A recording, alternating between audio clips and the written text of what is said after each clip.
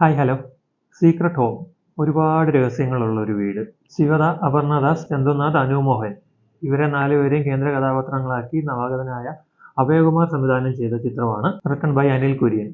ഡയറക്ടറെ കുറിച്ച് പറയുവാണെങ്കിൽ അഭയകുമാർ എന്നുള്ള ഡയറക്ടറുടെ ഫസ്റ്റ് മൂവിയാണിത്. ആസ് ആ ഡയറക്ടർ പുള്ളി റൈറ്റിംഗിലുണ്ടായിരുന്നു. ഈ പടത്തിന്റെ തന്നെ റൈറ്ററായിട്ടുള്ള അനിൽ കുര്യനുമായിട്ട് കമ്പൈൻഡ് ആയിട്ട് ആക്ച്വലി ഇവർ റൈറ്റിംഗിലുണ്ടായിരുന്നു. ഇവർ രണ്ടുപേരും കൂടെ ഒരുമിച്ച് കുറെ പടങ്ങൾ റിട്ടേൺ ചെയ്തിട്ടുണ്ട്. പ്രിയനോട്ടത്തിലാണ്, ചതുർമുഖം, കുഞ്ഞമണീസ് ഹോസ്പിറ്റൽ, സൂസു, സുദീവാത്മീകം, പുണ്യാളൻ, ഈ പടത്തിന്റെ ഒക്കെ റൈറ്റിംഗിൽ ഇവരുണ്ടായിരുന്നു. അപ്പം he was in the industry.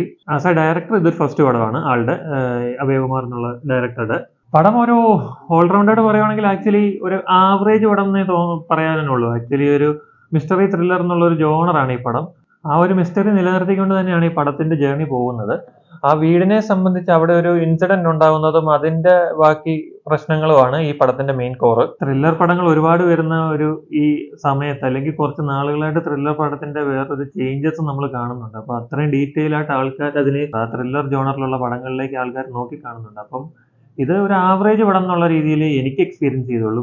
Me personally എൻ്റെ ഒപ്പീനിയൻ ആണ് ഞാൻ പറയുന്നത്.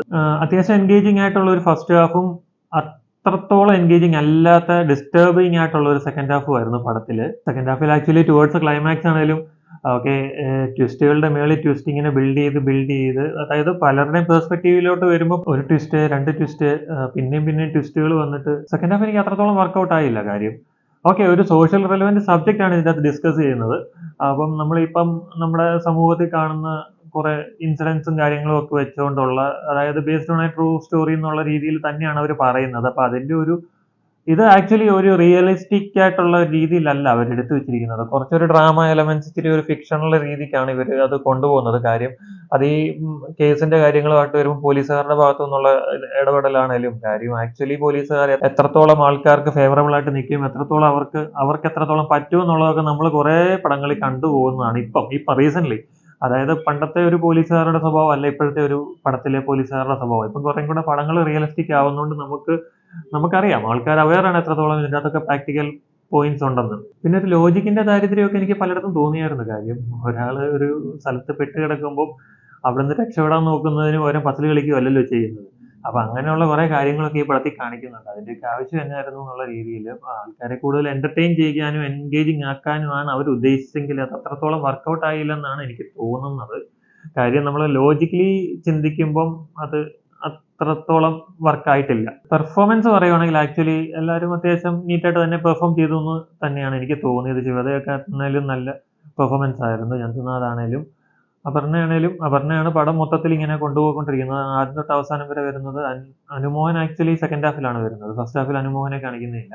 എല്ലാവരുടെ ഒരു ഡീസന്റ് വർക്കായിട്ട് എനിക്ക് തോന്നിയത്. സിനിമാറ്റോഗ്രഫിയും മ്യൂസിക്കും ഒക്കെ പടത്തിനെ സപ്പോർട്ട് ചെയ്ത് പോകുന്നു എന്നുള്ളതല്ലാതെ അങ്ങനെ അത് ലിഫ്റ്റ് ചെയ്യുന്നൊന്നുമില്ല. മ്യൂസിക് ആണെങ്കിൽ ആക്ച്വലി 3 സോങ്സ് ഉണ്ട്. അപ്പം സോങ്സ് ആക്ച്വലി രസമുണ്ട്. പടത്തിന്റെ ഇടയ്ക്ക് വന്നിട്ട് പടമായിട്ട് ബ്ലെൻഡ് ചെയ്ത് പോകുന്ന രീതിയിലാണ് സോങ്സ്.